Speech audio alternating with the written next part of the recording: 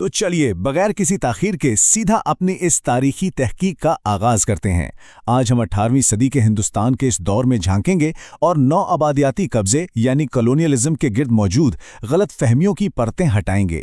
ایک جدید تاریخ دان کی نظر سے اگر ہم دیکھیں تو یہ جاننا انتہائی حیرت انگیز ہے کہ برطانوی سلطنت در حقیقت اپنا تسلط کیسے قائم کیا اور مقامی طاقتوں کو کس طرح ایک منظم منصوبے کے تحت کمزور کیا گیا۔ آپ سب نے شاید تاریخ میں ٹیپو سلطان کا یہ مشہور قول ضرور سن رکھا ہوگا، لیکن در حقیقت یہ محض ایک جذباتی نعرہ نہیں تھا، یہ ایک پوری سوچ تھی۔ یہ اس حکمران کے نظریے کی بہترین عکاسی کرتا ہے جس کی برٹش ایسٹ انڈیا کمپنی کے خلاف مزاحمت تاریخ میں ہمیشہ کے لیے امر ہو گئی۔ یہ ان کی ریاست کی وہ دفاعی پالیسی تھی جس نے غلامی پر موت کو ترجیح دی۔ آپ ذرا اس ٹائم لائن پر غور کریں۔ یہ نظریاتی اور سیاسی تصادم کوئی راتوں رات کا واقعہ نہیں تھا، بلکہ یہ جلد ہی 4 خوفناک جنگوں کے سلسلے میں تبدیل ہو گیا۔ 1767 سے لے کر 1799 تک یعنی دہائیوں پر محیط یہ اینگلو میسور جنگیں انتہائی خون ریز تھیں۔ برطانوی طاقتوں نے بڑی ہوشیاری سے ایک بکھرے ہوئے برصغیر کے سیاسی حالات کا فائدہ اٹھایا اور ہر جنگ کے ساتھ طاقت کا توازن اپنے حق میں جھکاتے چلے گئے۔ اب یہاں ایک بہت ہی دلچسپ پہلو سامنے آتا ہے جس پر اکثر بات نہیں ہوتی۔ 18ویں صدی کا میزائل انقلاب۔ عسکری تاریخ کے مطالعے سے پتہ چلتا ہے کہ ٹیپو سلطان محض تخت پر بیٹھنے والے ایک روایتی بادشاہ نہیں تھے، بلکہ سچ پوچھیں تو وہ اپنے دور کی 5th جنریشن وارفیئر کے بانیوں میں سے تھے۔ ان کی عسکری جدت اور میزائل ٹیکنالوجی آج بھی محققین کو حیران کر دیتی ہے، کیونکہ یہ اس دور کے روایتی یورپی جنگی ہتھ کنڈوں سے کئی گنا آگے کی چیز تھی۔ اس دور کی ٹیکنالوجی کا اگر ہم موازنہ کریں تو فرق صاف نظر آتا ہے۔ ایک طرف یورپی ہتھیاروں کی کیسنگ کاغذ یا باندھ سے بن رہی تھی اور دوسری طرف میسوری راکٹس نرم لوہے کی مضبوط کیسنگ کے ساتھ تیار ہو رہے تھے۔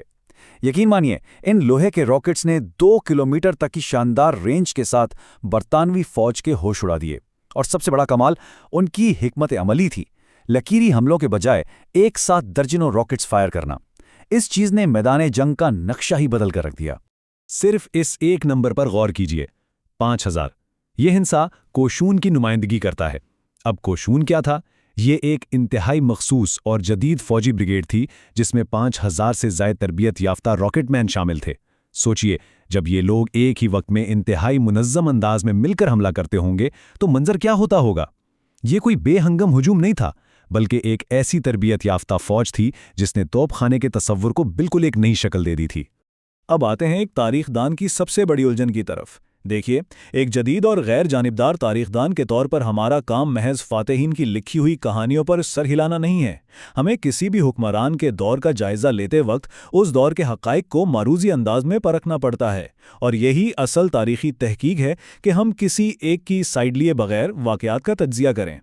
تو اب ذرا اس تصویر کے دونوں رخ دیکھتے ہیں۔ ایک طرف ہمیں سخت ریاستی اقدامات کے حوالے ملتے ہیں، جیسے زبردستی مذہب تبدیل کروانے کے الزامات، ہزاروں مندروں کی تباہی اور غیر مسلموں پر بھاری ٹیکس۔ لیکن رکیے، دوسری طرف تاریخی حقائق یہ بھی بتاتے ہیں کہ انہی کے دور میں ہندو مندروں کو سرکاری گرانٹس دی گئیں، عالمی تجارت کو فروغ ملا اور ریشم کی صنعت میں باقاعدہ ایک انقلاب برپا کیا گیا۔ اس دور کی پیچیدہ سیاست کو ہم ان دونوں متضاد حقیقتوں کو متوازن کیے بغیر ہرگز نہیں سمجھ سکتے۔ یا ہمارے لیے یہ سمجھنا انتہائی ضروری ہے کہ نو آبادیاتی بیانیہ یعنی کلونیل نیریٹو کام کیسے کرتا ہے۔ یہ فاتح طاقتوں کی وہ حکمت عملی ہے جس کے تحت وہ تاریخ کو دوبارہ لکھتے ہیں۔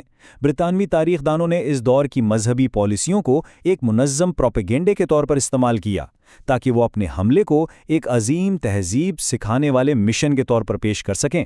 مقصد بالکل صاف تھا، مظالمت کو ظالمانہ رنگ دکھا کر اپنے قبضے کا اخلاقی جواز پیدا کرنا۔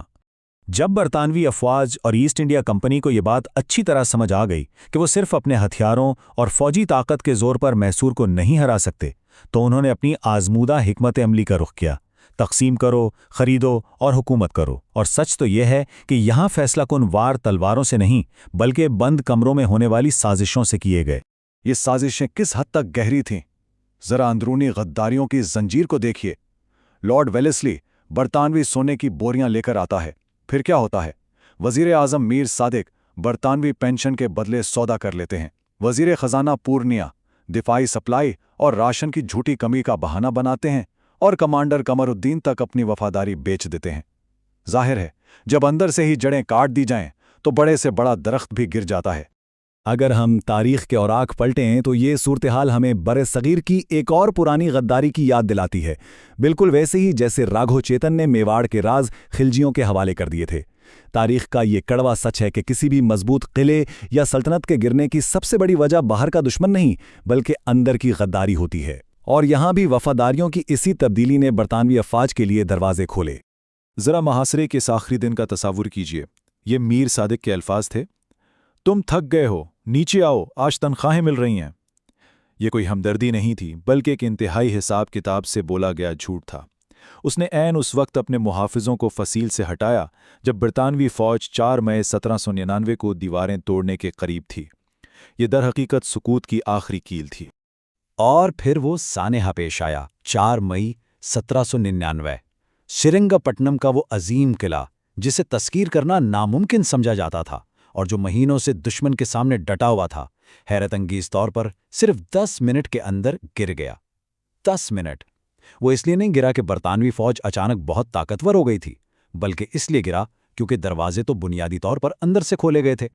अब अगर हम इस आखिरी दिन के वाक़यात को एक एक करके देखें तो हमें टीपू सुल्तान का वो एक दिन के शेर वाला फ़लसफ़ा अमली तौर पर नज़र आता है। रात का खाना बीच में छोड़ देना, खुफिया रास्तों से फरार होने की पेशकश को सख्ती से ठुकरा देना और फिर एक आम सिपाही की तरह वाटर गेट पर आखिरी सांस तक लड़ना, गिरफ्तारी या फरार के बजाय मौत को गले लगाना, ये उनका आखिरी और हतमी फैसला था। और फिर मैदान जंग में टीपू सुल्तान की लाश के पास खड़े होकर ब्रिटिश जनरल हैरिस ने वो तारीखी जुमला कहा, आज हिंदुस्तान हमारा है। ये अल्फाज सुनकर ही अंदाज़ा होता है कि ये महज एक जंग की फतह नहीं थी, बल्कि ये पूरे बर्रे सगीर पर बरतानवी साम्राज्य के बाकायदा और नाकाबिल तरदीद तसल्लुत का ऐलान था। इस दिन से मकामी मुज़ाहमतों का दौर ख़त्म हुआ और बराह रास्त बरतानवी गलबे का आगाज़ हुआ।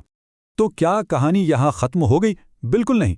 दरअसल इस फतह के फ़ौरन बाद नौआबादियाती तारीख़ का एक इंतहाई तारीक रुख सामने आता है, जिसे हम इल्म और फ़िक्री असासों की चोरी कह सकते हैं। अब ब्रितानवी हिकमत अमली का हदफ सिर्फ ज़मीन या ख़जाने पर कब्ज़ा नहीं रहा था, बल्कि वो यहाँ की दानिश और जदीद टेक्नोलॉजी को अपने साथ ले जाना चाहते थे। यहाँ एक और इंतहाई अहम नंबर पर नज़र डालें। 600 फतेह के फ़ौरन बाद तारामंडल पीठ के जदीद तरीन रिसर्च सेंटर से 600 तैयार शुदा और इंतहाई एडवांस्ड मैजूरी रॉकेट्स को जब्त कर लिया गया और उन्हें जंगी माले गनीमत के तौर पर मज़ीद तहकीक के लिए सीधा बरतानिया भेज दिया गया। ये एक पूरी कौम की साइंसी तहकीक को चोरी करने की वाज़ेह मिसाल थी। ब्रितानिया के रॉयल वुल्विच आर्सेनल पहुंचने के बाद इन रॉकेट्स के साथ क्या हुआ? वहां विलियम कॉन्ग्रीव ने इस टेक्नोलॉजी को रिवर्स इंजीनियर किया, इसका बारीक बीनी से तज्जिया किया और फिर सल्तनत बरतानिया ने बगैर किसी हिचकिचाहट के इन्हें अपने नाम से कॉन्ग्रीव रॉकेट्स करार दे दिया। असल मौजूदों का नामो निशान मिटा दिया गया। बाद अज़ां यही टेक्नोलॉजी सल्तनत की तौसी के लिए और हत्ता के 1812 में अमरीका के खिलाफ भी बेदरीग इस्तेमाल हुई। तारीख को मस्क करने का ये काम सिर्फ हथियारों तक महदूद नहीं था। मकामी आबादी को नफ्सियाती तौर पर कुचलने के लिए उनकी ज़ाती अशिया तक छीन ली गईं। मिसाल के तौर पर वो मशहूर ऑटोमाटन यानी मशीनी शेर जो एक ब्रितानवी सिपाही को नोच रहा था, उसे भी बतौर ट्रॉफी लंदन ले जाया गया। मकसद बिल्कुल साफ था, एक अजीम मुज़ाहमत का मजाक उड़ाना और अपनी बर्तरी की झूठी नुमाइश करना।